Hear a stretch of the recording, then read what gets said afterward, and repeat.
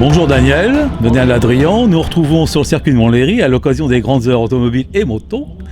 Donc merci de nous accorder cette interview. Bon là, je crois que tu reviens sur un terrain que tu connais bien. Tu peux nous parler de tes débuts ? Alors les débuts, on va commencer très tôt. J'ai commencé à faire du vélo, normal, comme tout le monde. Je sautais les marches, les escaliers et tout. Après c'est passé à la mobilette, on va dire. Un Giulietta Cross que j'ai réussi à me financer en allant promener les ânes et les poneys au jardin d'acclimatation, en prenant des petites pièces. Voilà, au fur et à mesure. On n'avait pas trop de moyens dans la famille. Mon père est mort, j'avais 4 ans. Et donc, je me suis un peu construit tout seul, on va dire, et très passionné de mécanique depuis ma tendre enfance. Je ramassais tout, je collectionnais tout, je démontais les réveils, les pendules, tout ce qui était mécanique, et j'essayais d'améliorer en montant. Voilà. Et donc, dès que j'ai pu acheter une moto, j'ai commencé à bricoler dessus, à travailler pour un garage avec une bande de potes rue d'Argout, avec des potes d'enfance qui étaient à la même école, rue de la Jussienne, dans les Halles. On était avec les fils des bouchers, on se mettait bien sur la tronche de temps en temps. Et donc on démontait tout et on apprenait sur le tas. Et après j'ai été donc au lycée Turgot, j'ai suivi une scolarité à peu près normale, jusqu'aux événements de 68 où j'ai un peu déconné. Et donc les finances n'étant pas là dans la famille, je voulais aller aux arts et métiers, faire ingénieur ou en aérodynamique ou en mécanique. Et donc j'ai arrêté, j'ai décidé de faire de la moto, surtout mécanique. Moi c'est plus la mécanique que pilote. Je me suis jamais pris pour un pilote. J'ai d'ailleurs une petite anecdote en tant que pilote. On se retrouve un jour, ça c'est pour après, mais avec Christian Saron, et on avait pris 2 RDLC, une 2,5 et une 3,5. On est au Nürburgring pour qu'il apprenne le circuit. Et donc il me dit, Daniel, prends donc la 3,5. Moi je serais mieux avec la 2,5. Donc il part devant et il arrêtait pas de se retourner, de me dire, mais viens, suis-moi et tout. Moi j'étais à fond. Les repose-pieds par terre et tout, je pouvais pas aller plus vite, c'était pas possible. Et l'autre avec la 2,5, il m'enrhumait, mais grave quoi. J'ai dit bon, c'est pas pour moi, c'est pas mon truc. J'ai bien fait de faire de la mécanique.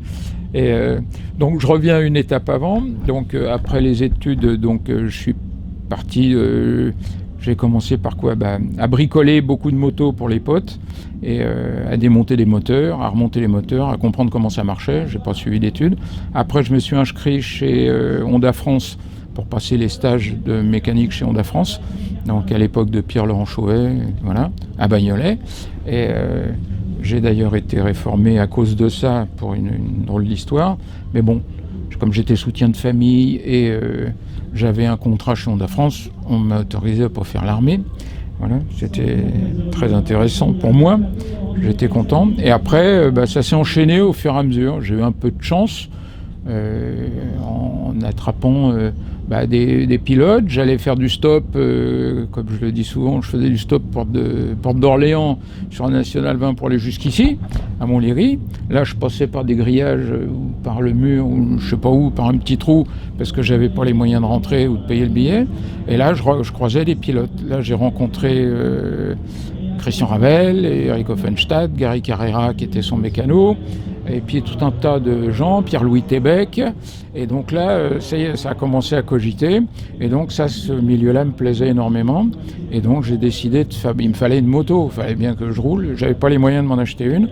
Donc j'ai décidé de fabriquer la moto. Je me disais que ça devait pas être plus cher et que ça devait être possible. Et Pierre-Louis Tébec, qui lui fabriquait des motos un petit peu olé, on va dire, mais particulières, on va dire. Mais il m'a pris à Pavillon-sous-Bois, dans un petit pavillon. Il m'a aidé et a conseillé. Et donc j'ai pu aller en Italie chercher ma Fourcherienne et Grand Prix, aller en Angleterre, pareil, des fois en stop, des fois en train, suivant les moyens, et aller chercher les pinces Lookid chez Lookid. Et puis je crois que j'étais un des premiers à mettre un frein à disque à l'arrière sur la moto. Et puis avec un tendeur excentrique sur le bras oscillant, sur l'articulation du bras oscillant. Et puis le cadre poutre avec l'huile dans le cadre, enfin bon, toutes les évolutions techniques qu'on pouvait faire à ce moment-là. Alors, je finis de construire cette moto avec l'aide de Pierre-Louis Tébec et je décide de passer cette moto aux mines. Donc je passe une première fois et on me refuse la moto pour une hauteur de feu arrière, donc c'est tout, seul point négatif. Donc je repasse 15 jours après, j'ai une carte grise prototype Adrien avec la belle plaque rivetée, une tête de cheval je crois avec les poinçons, voilà. Et je roule sur la route avec cette moto qui ressemble à une H1R, verte Kawa évidemment. Et donc je me fais arrêter par la police un nombre de fois incalculable, où les motards me disent c'est pas possible, vous n'avez pas pu fabriquer ça. Je leur montre les papiers, etc. Je leur explique. Et là, il me félicite en me disant faites attention quand même, c'est point circuit. Bon. Et la moto un peu affûtée, le moteur un peu tapé. Voilà, mais bon, pot d'échappement d'origine quand même, pas trop de bruit. Mais bon freinage et bon look, voilà. Ça, c'était la partie moto. Et après, donc, je suis passé à d'autres... je démontais toujours des moteurs, ou je faisais des moteurs. Après, j'ai pris un atelier pour moi. Je quittais des moteurs, des 125 CBS en 175. Ça, j'en ai fait des séries pas possibles. Et je montais des CB 750, les premières qui sont arrivées en France, là. Je démontais ça et je remontais ça en plus de 900. Voilà. Avant Japoto. Voilà, Japoto a fait ça bien après. Ensuite, j'essaie de retrouver à peu près dans l'ordre l'époque. Je gravitais toujours sur les circuits. J'ai travaillé pour divers petits pilotes. Et après, j'ai fait l'assistance pour Jean-Claude Chemarin, Gérard Debroc, Hubert Régal dans l'écurie Delta Charlie. Ils avaient leurs camions, ils avaient les TZ700. C'était vraiment des très beaux engins. Moi, je faisais l'entretien sur le circuit. Je préparais pas les motos, mais je m'occupais de tout ce qui était sur le terrain. Donc ça a duré un certain temps, voilà. Ensuite, il y a eu les Tours de France avec Hubert Régal. Donc on partait avec Hubert faire le Tour de France gastronomique, comme on disait, puisqu'on faisait la reconnaissance du Tour de France en entier. C'était Élie Vermelinger qui organisait tout ça du journal L'Équipe. Et donc on avait le parcours, et donc on repérait tous les hôtels, les machins, les courses de côte, ils les prenaient 10 ou 15 fois. Et c'est sûr qu'on avait un avantage certain sur les autres. On fléchait toutes les courbes, et on repérait absolument. Je faisais un roadbook général de tout ça.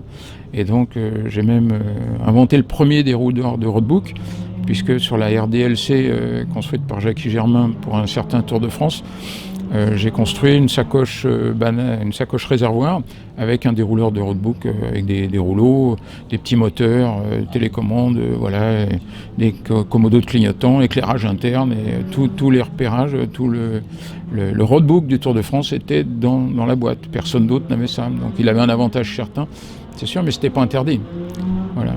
Donc après, j'ai fait pas mal le Grand Prix avec Rougerie aussi. Je me suis occupé de Palomo, et puis après j'ai été demandé par Jackie Germain, qui m'a fait confiance, après que Phil Berthelin se soit bêtement cassé le scaphoïde en faisant le con avec un chapitre sur le circuit. Voilà, je connaissais très bien Phil Berthelin, et donc Jackie m'a fait confiance, et je suis rentré dans le team Sonoto Gauloise, voilà, où je suis resté plusieurs années. Ça a été une période magnifique, parce que là c'était vraiment encore le Continental Circus. Donc c'était quelle année ça ? 76, 77, 78 je crois, dans ces années-là. Voilà. Et donc là c'était merveilleux, là on pourrait donner des anecdotes plein. Grand Prix en Finlande, on roulait partout, on traversait l'Allemagne de l'Est, c'était interdit. On sortait de l'autoroute, on se faisait rattraper par la police instantanément. On prenait les bateaux, les yachts, enfin c'était une vie de forain. On partait des fois 3 mois d'affilée sans rentrer à la maison. Et puis Patrick Ponce était un fêlé des courses, c'était vraiment sa came. Et donc, même si une course n'était pas au programme, lui, il décidait d'y aller. Il n'y avait pas de sponsor, il payait de sa poche.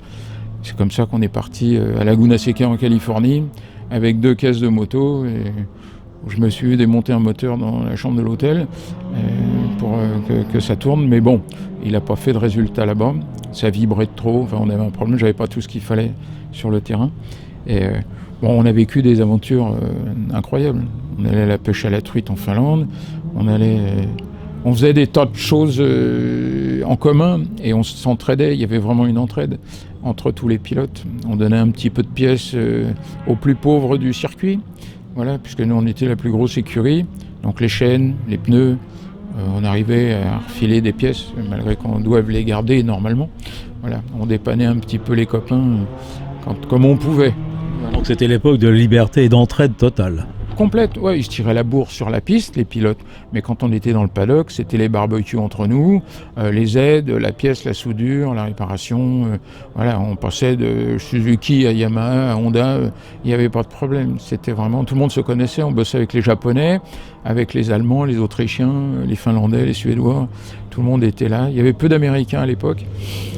On allait à la chasse aux lapins sur le circuit de Silverstone, on arrivait de nuit, on partait avec les voitures, avec les phares allumés, les lapins couraient devant et mouraient de crise cardiaque. Voilà. Bien, Daniel. Bon, bah alors après cette époque très intéressante de la vitesse, maintenant on va passer à la partie tout-terrain avec les raids africains, le Dakar notamment, mais enfin à moins que tu aies autre chose à rajouter avant.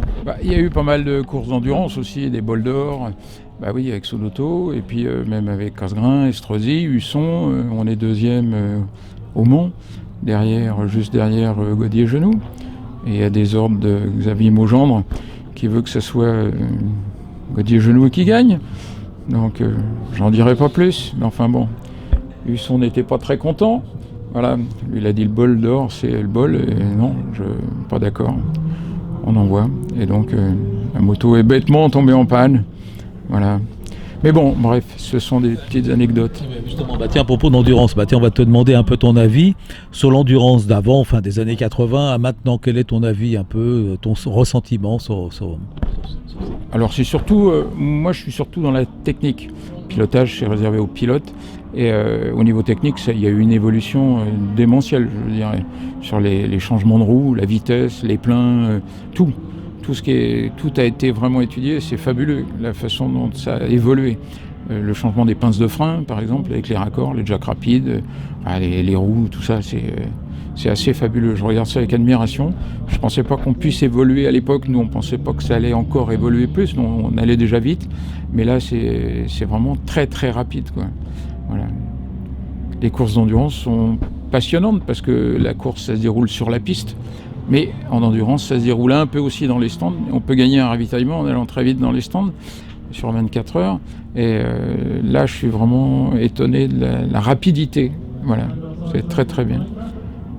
Après tout ça, j'oublie, je mélange un peu les dates, moi. J'ai toujours été dans la technique. Après, il y a eu une période où avec un associé, on a vendu les cuirs Japa. On faisait la pub pour les cuirs Japa, donc vous avez entendu parler de ça. Donc on était les premiers annonceurs de Motojournal, Motorevue, Rock'n'Folk et compagnie. Voilà, donc ça, on a cartonné, on est parti avec un budget très très faible d'achat d'espace.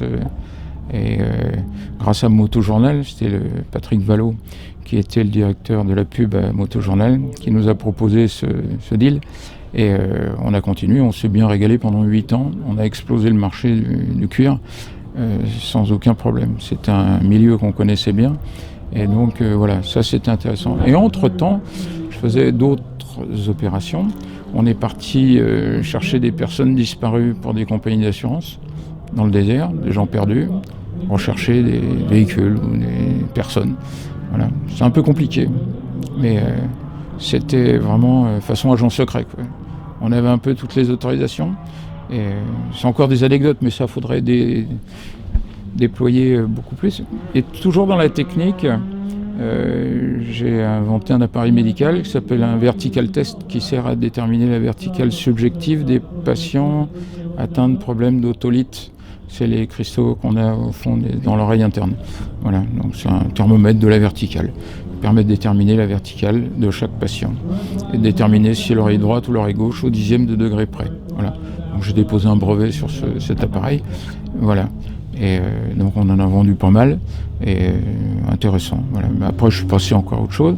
Après on a organisé le rallye sur le Nil. Après Sabine.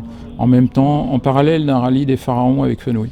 Voilà, donc on a un paquet de bateaux, donc reconnaissance sur le rallye du Nil, le Nil Book, on a fait, donc beaucoup de mosquées, beaucoup de petites maisons, beaucoup de marécages, voilà, mais c'était très sympathique, voilà, et l'aventure m'a toujours plu.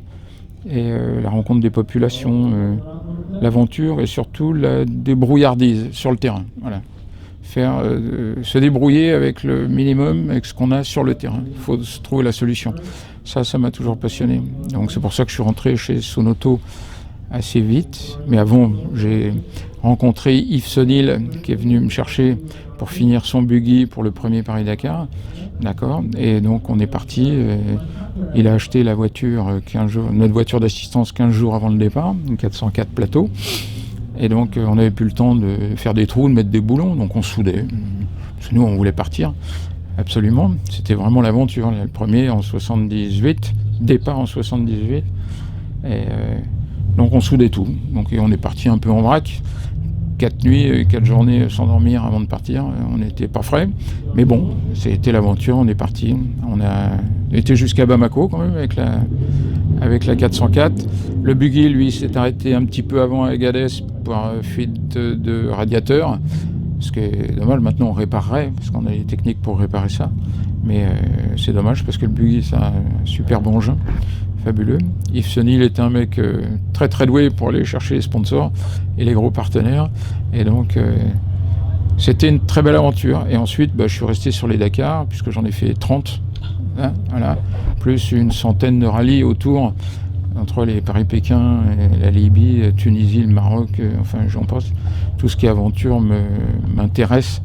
Et je continue un petit peu. J'ai levé le pied sur le Dakar puisque ça n'a plus vraiment aucun intérêt, je dirais.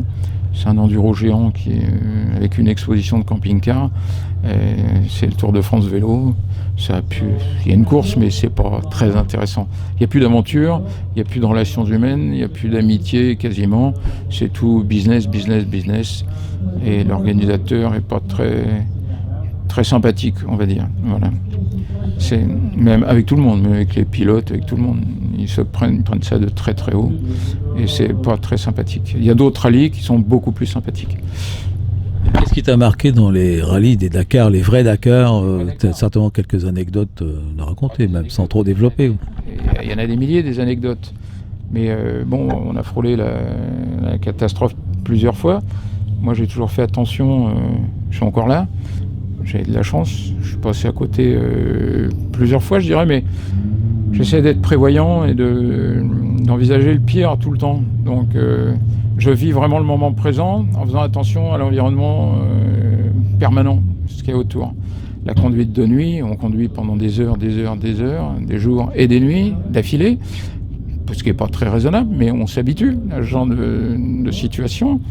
Quand je faisais pour Cyril Neveu aussi des CP dans le fin fond d'El Borma, là-bas, tout seul, perdu, pour aller faire le CP qui était tout au fond.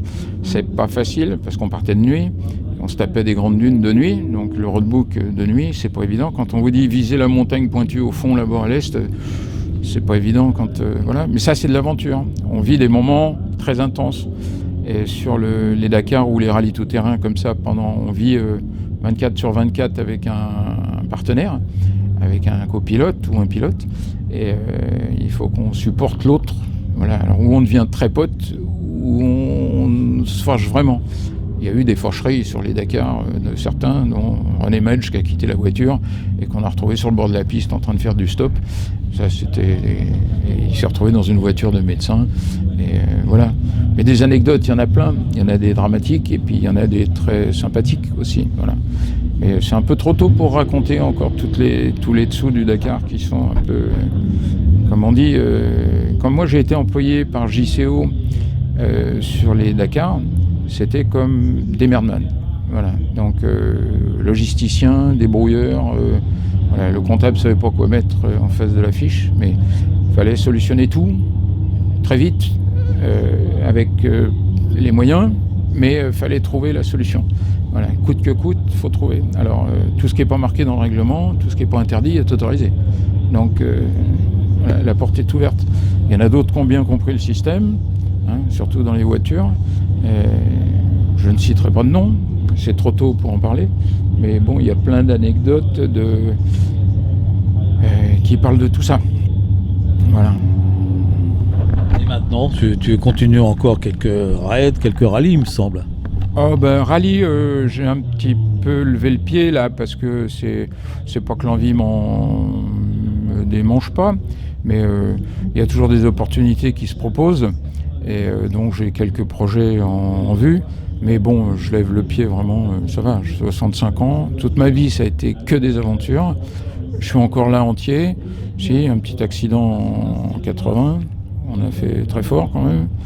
J'ai retourné une BMW avec une XS 1100 YAM un peu violemment. Mon épouse est restée 6 mois à l'hosto.